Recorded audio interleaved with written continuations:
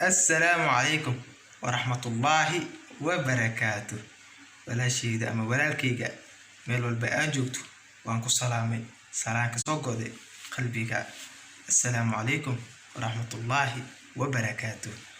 ما تمحى إيدين وذا قصة آد عجيبة وأنجا الله إنا إيدين لوذاقو أيا إيدين وذا قصة محيكو سابسنتهي محيكو سابسنتهي إني صومالي أو تبليق أو داعي إسلام ayaa u safray wadan la yiraahdo India magaalo la yiraahdo Calcutta. kadib magaalada wuxuu kala kulmay nin Germany ah oo islaam noqday mar hore gaal ahaa soo islaamay. kadib ninkii ayaa isla kulmeen markay isla kulmeen wuxuu uga sheekeeyay qisadii asaga ku dhacday markuu soo islaamayay. ninka Germanka ah waxay iskula kulmeen مساجد أي كتكنايين مركا نينكا مسلم كأها وصومالي كأها وهو أركي نينكان مركا سوء السلامين وهو ويدي قصدا آد قيمها بدن أي ويدي وهو يري نينكا جرمان كحضر كإبلا ويري يو وحان أها ويري نين كريستيان إسلام دي دانو حي إهد بوديست إنديان واي بوديست نو إهد سنمي عبودي جرتي وحينو جوغا عنو لباتن جرأة oo aan kar waynay university hatta jaamacad aan geynay wax walba waxbarasho aan geynay wuu diiday. hatta labadana diin ayadana Buddhist ana Christian labadaba ma raacin. markaas wuxuu yiri dad waxa jira haday ballan ku qaadaan ballanta oofiya haday ballan galaan ballanta oofiyaan waxayna caawdaan hal ilaah caawdaan idinka la ilaah kala aawdiin ma aha. marka haday hadal ku hadlaan hadalkooda waa run waa iska faraxsiin mar waliba dadkaas waa dadka islaamka ah ogaada. kadib wiilkii uu islaamay aad u diinta u fahmay hatta markaan ka jirnay subax asaaska kacaa u tukada quraac karsada university uu ku toosay ilma saaxiibe oo islaam ah ayuu bartay. marka wiilkayga wuxuu noqday nin diinta ku dhagan diinta saxda ah inay tahay islaamka. wiilkayga ii sheegay maalmo kadib ayuu ii imaaday wuxuu ii dhahay aaba ina islaamto ayaan doonayaa maxaa yeelay diinta runta ah oo maanta qiyaamo lagu badbaado waa diinta islaamnimada ah. marka aabe waxaan doonayaa inaad islaamto.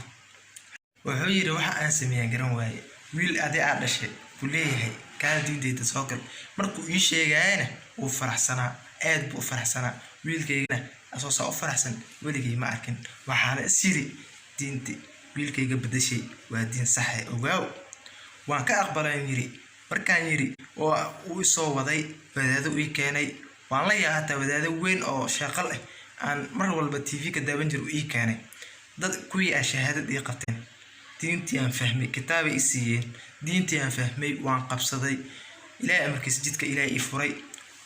masaajidka ma bixi salaadna igama tagto soon igama tago hatta company aan ka shaqeyn jiray burwaaqa iyo waxa la soo diristay wax aan filanaynin lacagtayda waa kordhaysaa ma nusqaameyso. waxaan ogaaday in diintani ay afar naag ii baneysay. maalin dambe ayaan orday aan xaaskayga u tagay ninda dambe ayaan orday orod isbaalay markaan saa orday waxaan u tagay islaantii dib Buddhist ahayd wali gaal ahayd. waxaan u sheegay in diintan cusub aan galay oo hal ilaah aan caabudayo nabi Muhammad sallallahu alayhi wasallam jidkiisa aan raacayo. kadibna afar naag ay ii baneysay. waxay dhahday xor baa tahay gurso hadaad lacag u hayso ma sha Allah. kadib gabar ayaan gursaday laba cunug ay dhashay oo islaam ah. maalinta dambe markaan nahnay aan burwaaqoonay ay islaantii gaash Buddhisti way soo orday an hali islaami ay dhahday meesha ayadana shahaado loogu qabtay. wiilkaygii oo diinteena diida jiray ayaa noogu sababay inay ilaahay amarkiis aan islaamnimada qaadano. alxamdulillah anaga had islaam ayaa wadanahay familkayga dhan waa islaam diinta saxda ah. haddaan daalinto inaan meel fiican aan tagay ayaan aaminsanahay. marka walaal ani hal ayaan codsi ayaan wataa oo irge ayaan wataa. waxaa irge oo wataa dadka muslimiinta ah. maxaa yeelay aabahey gaal u ahaa, hooyaday gaal ay ahayd, awowgey gaal u ahaa, eeday gaal ay ahayd, gaalnimay ku dhinteen, haddana jahannamay ku jiraan. maxaa yeelay qof gaalnimo ku dhinto jahannam u aadi, meel kale uma galbanaayo. marka maanta qiyaama su-aalu ilaahay idin weydin intay ka aadaysiin. maxaa yeelay diintan nimcadan ilaahay idin siiyey aad ku dhalateen ayaa meel la fadhiisateen. marka diintan la soo gaarsiiya. hadda waxaan rabaa uu yiri inaan Germany aado. maxaa yeelay waxaa joogaan meeshaas walaashkayga, ilmihiisa, maxaa la ilma adeeradeyda, ilma aftigayga, kudi waa gaala Christians way. waxaan rabaa diinta xaqa ah oo adduunka inta la joogo aakhira lagu badbaado ayaan usoo sheegi rabaa. marka walaal diintan waa diin sax ah walaalayaal. ninkii sidaas ayuu message-kaas usoo diray waana run. nin kasta oo islaam ah waa daaci. nin kasta oo islaam ah intuu cilmi uu garanayo dadka u gudbiyo walaalayaal. maxaa yeelay nabi maxamed sallallahu alayhi wasallam wuxuu yiri ninka ugu qor badan waxaa waaye ninkii qof walaalkiisa wax bara. marka walaalayaal khayr ay idin rajeenahay.